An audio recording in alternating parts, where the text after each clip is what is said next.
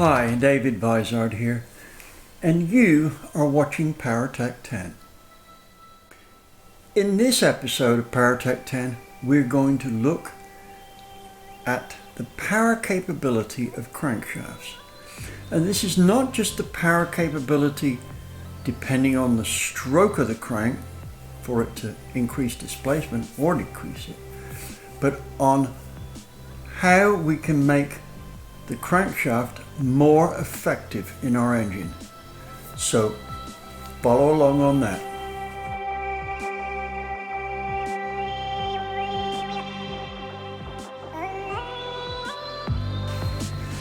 Before going on though, I would like to make a statement. This statement is to show my appreciation in the first place and to make sure that I've got some kind of disclaimer here to so that my neutral opinion can be validated, right? And this, what I want to say here is that Tom Lieb at Scat Enterprises has been a near lifelong friend and has supported my R&D efforts from square one. So I want to say thank you for Tom for that, and also all of you guys out there need to be grateful for this because he has funded tests which otherwise you wouldn't see. The second thing is that I use Scat cranks, not exclusively, but for the majority of my builds. And the reason for that is not that I'm biased because Tom's my friend, but because in the entire time I've been using Scat cranks, and this is almost from day one, from when they opened their doors, I've never broken one. In spite of beating the tar out of them, big nitrous deals and turbo deals and things like this, and never had a problem. Now, that's not to say I haven't had a problem with some other cranks. I mean, I can tell you for a fact that I haven't had a problem with Cryer cranks. I haven't had a problem with Cosworth cranks and several other brands. But there are brands out there that I have had problems with. You know what they say? If it ain't broke, don't try to fix it. Not sure what ain't means, but I think it's another word for isn't. That said, let's get on with our investigation on why we need to have certain things done on our crankshafts to improve them. First, to the drawing board.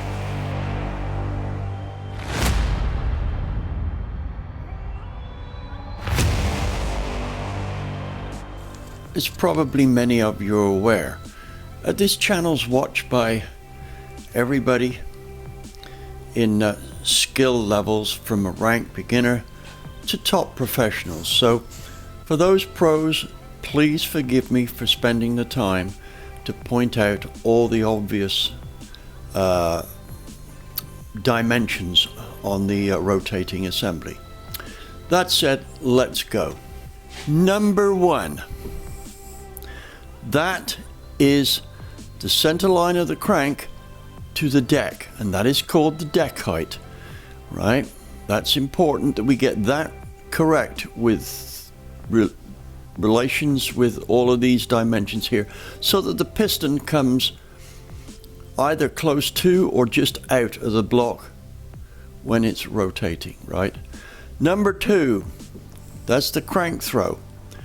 Twice that is the crank stroke, which is number three, right? See, there's the stroke there. So the piston goes top dead center to bottom dead center. There's the crank rotates.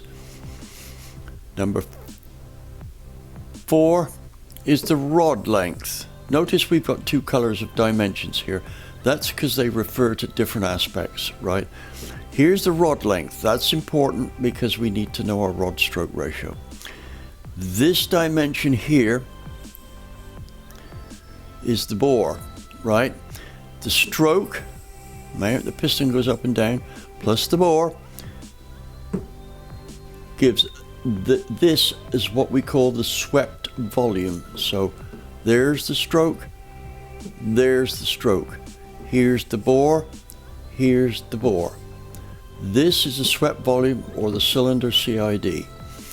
Right, now we are going to deal with, at the moment we're going to deal with everything in this area here. That's the crankshaft, counterweight, the throw, etc, etc. Right, but this all here, keep all of this in mind and you'll find that it will come in handy. Oh, I should mention this, the pin height, that's another important dimension. Right, that's the height of the pin from the center line to the crown of the piston.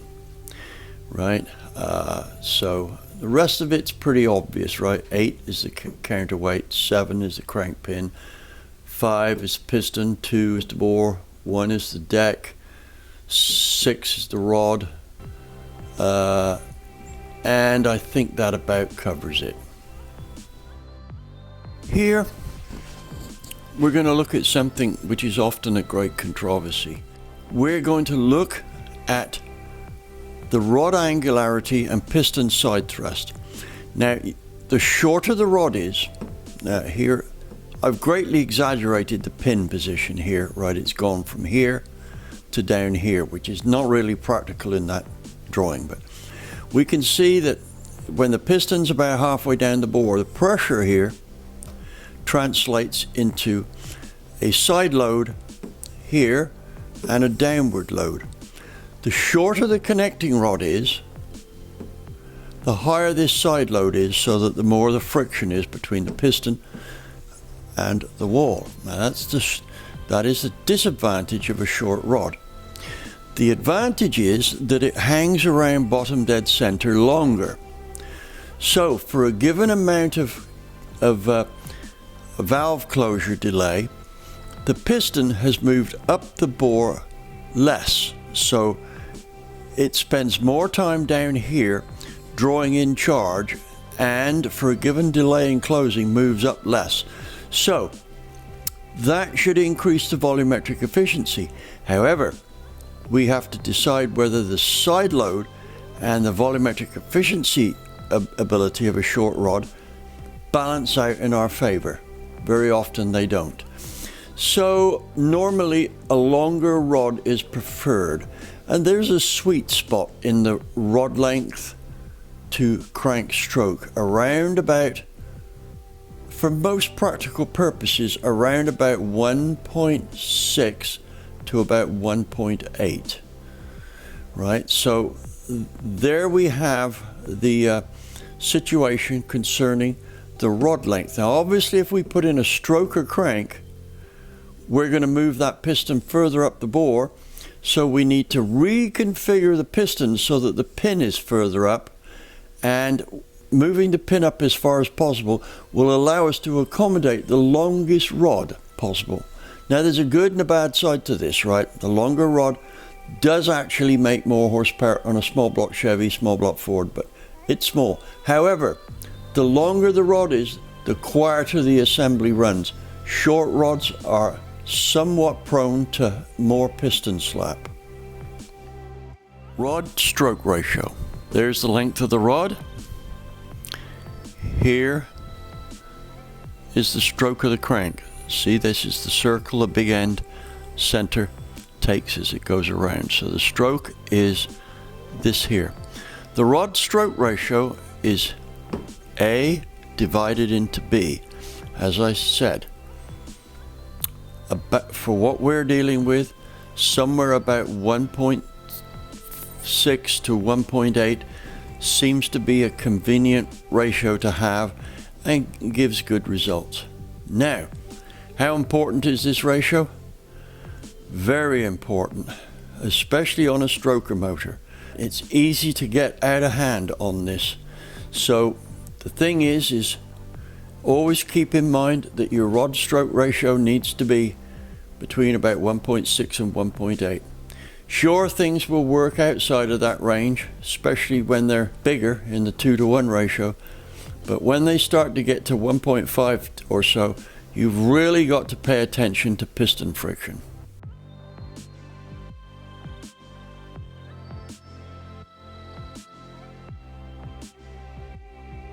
Well, here's our super crank, and I make no apologies for the brand. 1. Journal. Micro polished bearing surfaces, and I'll have a few things to say about polished journals in a while. 2. Pendulum Counterweights. Notice the crank has been lightened by taking all this material here. Material here contributes very little to the balancing, whereas material out here contributes much more. In fact, you can have a certain weight here that is less than at the journal, and if it's at the right radius, you can balance out the excess mass here with less mass here. This is an attempt to make the crank shaft lighter overall, yet be balanceable. Number 3, lightweight journal web. See how it's cut away here quite a bit? Number 4, hollow rod journal. That makes balancing a lot easier, and of course it gets rid of a big slug of solid steel. Number 5, undercut web. We've talked about that down here. Right, again, that's so that you can get the crank as light as possible, consistent with being able to balance it. Number 6. Now this is a small factor here. A star flywheel flange. It gets rid of about a pound of weight out of the crank, but it has little effect on the dynamics, the rotating inertia of the crank, because it's at such small radius. However, the point I want to make here is it's better to have this done than not, even though the gains are small. When you're racing, you can't afford to leave anything on the table. Hence, the star flywheel flange. Moving on to detail 7. Here, we have a crank streamlined for better windage. Now, it is possible to streamline the crank more than you see there. However, this crank was made for a really high-tech engine, and it is assumed that such high-tech engine is going to be drawing vacuum on the crankcase. The more vacuum that is drawn on the crankcase, the less the aerodynamic qualities of the crankshaft pay off. So, this form here is just a nominal streamlining form for a crankcase which may be pulling 18 to 20 inches of vacuum on it. Now let's go to point 8. That's this here. The polished fillet in the corner of the cheek of the crank and the rod journal itself. This is very important. That polish has to be micro level, and the radius needs to be as large as possible, because that is where the crank breaks. The bigger the radii there, the less likely the crank is going to break from fatigue or any other reason for that matter.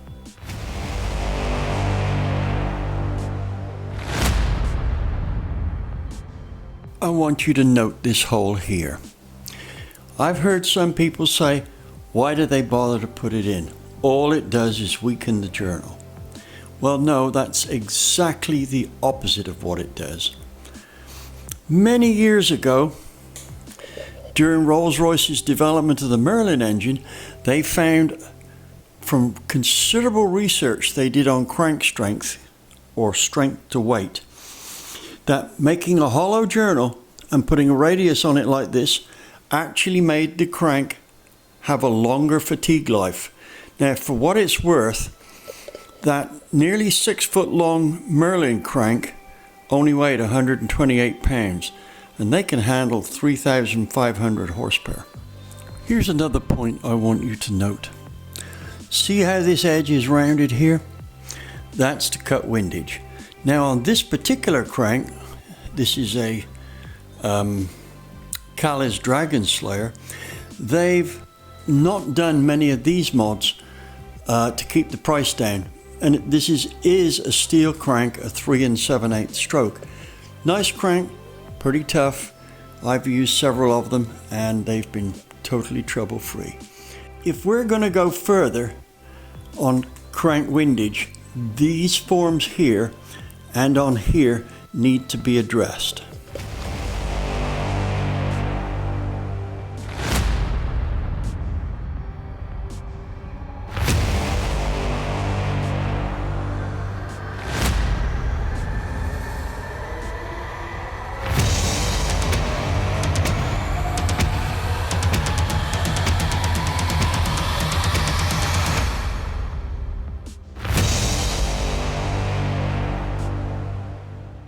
Apart from fatigue life, another advantage of drilling out the big end bearing like this, the big end journal, is that it's easier to balance the crank. On a stroker motor, as the stroke goes up, if nothing else changes, then you need more counterweight to balance it out. However, putting a big hole in like this in a good material not only strengthens it, but allows the crank to be balanced at a lighter mass.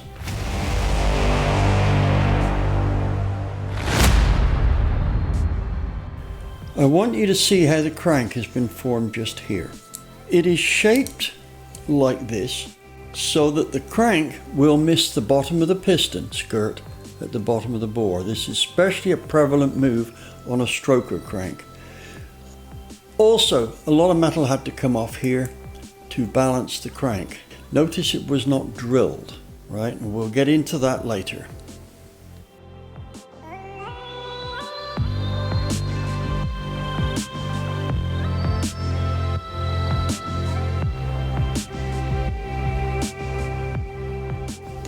What I'd like to do here is to get into the details of the experiments I did for Tom at SCAT on the leading edge and trailing edge shapes of the counterweights.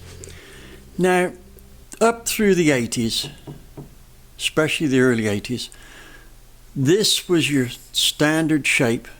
Crank's going to be turning this way. This was a typical shape of the face of the crank. Now, this is actually cleaned up. The rough forgings were always a lot more than this, and sometimes they didn't even have edges on. But hey, you know, I've drawn a best case scenario. Anyway, when Tom first came out with his 9000 series cast steel crank, it had these corners on it. So he asked me if I'd like to test some more advanced shapes. Well, here's the first one I did with nothing more than rounding off these edges, right? Now, as you can imagine, at low RPM, no difference whatsoever. But as the RPM climbed, so this started to show a difference. And at about 7,500, as near as I can remember, this was about 3 to 4 horsepower better. Hey, not much on a nominally 400 horsepower engine, but it's horsepower you're saving. We eventually got to a shape more like this, and that there was at 7,000 RPM. Now I remember this very well. At 7,000 RPM was worth 7 horsepower. So there's an easy 7 horsepower to be had. Now you can't really see any of this until the RPM gets to about 4,000.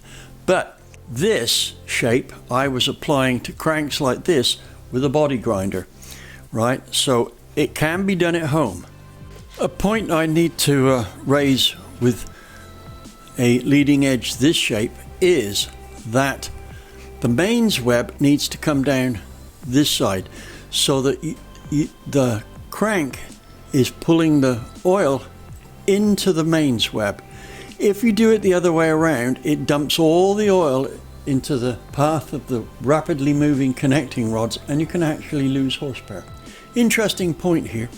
I was looking at a BMW Turbo Formula 1 crank, and I noticed they'd chamfered it on the wrong side, right? So I'm not sure how that helped their power any, but I know those turbo motors had a lot of oil going around, and they were pushing it all into the area of the rods, which by the way are going around at 10, 12 odd thousand RPM.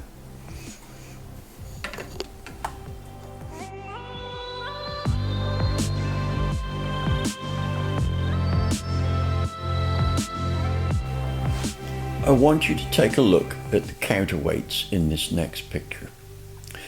What you're looking for is a different pattern of counterweighting around the center main bearing. With a typical two-plane crank, the big end journals are disposed either side of the main bearing, center main bearing, at 180 degrees.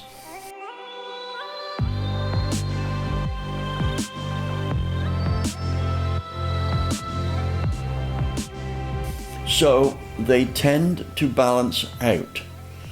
However, there is a secondary out of balance force here, or rather a couple, causing the throws of each one to try and move up and down in a kind of oscillating way this way, crank going around that way.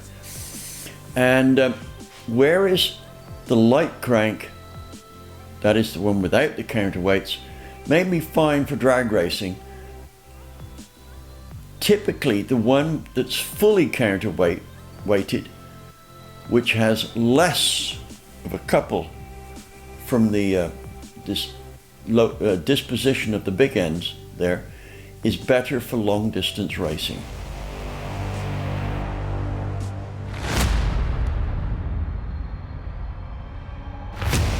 Now all that said, that is not a hard and fast rule. I've built long distance engines with no counterweights on the center, and I've built them with counterweights. Now, although I've only got a theoretical preference here, I like to see the fully counterweighted cranks on engines such as offshore powerboats. But for all other purposes, non-counterweighted center throws are just fine.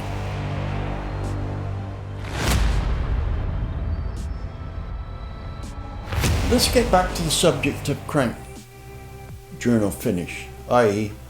polishing the big end journal and main journal. Not so long ago there was a company claiming that with their super micro polishing system they picked up 20 horsepower from reduced friction of the crankshaft. Well, let me tell you my thoughts on that. It's total BS. Let's think about this in real engineering terms. 20 horsepower is equivalent to 15,000 watts. Now, let's consider this. That would be the same as 5 3-bar electric fires. You know, the ones with the wound coils on, that they liberated from the crankshaft. Well, had the crank had that to be liberated, right, then before it should have heated the oil to the point where it almost caught fire, right? So saving 15,000 watts from just friction due to polishing the crank is not believable. Now, what evidence have I got to this other than the theoretically impracticality of gaining that much power? Simple.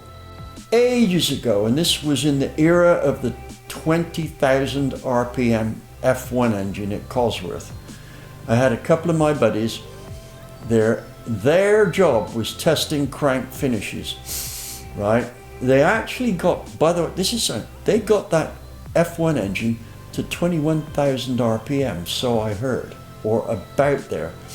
Now, we never saw it real life because the rules changed, and I think that 21,000 RPM scared the FIA into limiting the RPM to 18,000. Anyway, they went from their regular polish, which was a good polish, but nothing that you can't get on a crank here if you buy a good crank. They went from that to a micro polished crank, and on an F1 engine that was capable of turning 20,000 RPM, so it would have shown a difference had there been one. they saw nothing that they could certainly measure. So, don't believe those big numbers of polished cranks. If the crank has got a good polish, the only thing that you will see better is longer bearing life, and the oil. You'll be able to use thinner oil, and that may give you the odd horsepower. But that's about it. Well, that brings us to the end of this part 1 of our crank investigation. In part 2, I'm going to cover more on balancing than anything else, but I will talk a little bit about crank coatings, right? So now hopefully you've all found this to be helpful.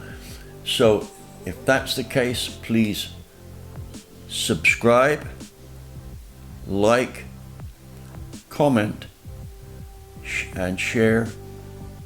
Oh, and of course notify. Thank you very much for watching.